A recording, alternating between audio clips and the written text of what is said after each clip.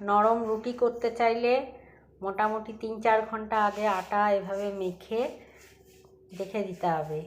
তারপর আবার একবার ভালো করে ঠেসে নিয়ে সুন্দর এভাবে গোল গোল করে আবার রুটি বানাও। এই যে হলো আমাদের মুখার্জিদা রুটি বেলছে।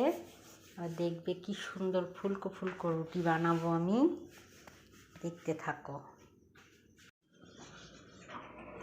এবার দেখতে থাকো রুটি কীরকম ফুলছে।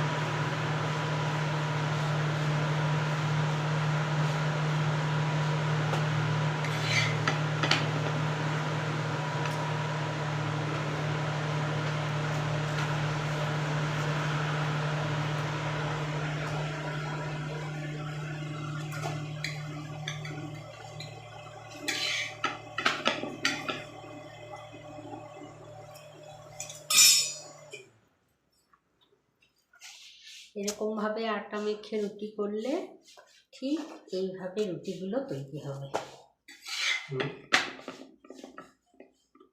এই যে দর্শকদের বলছি,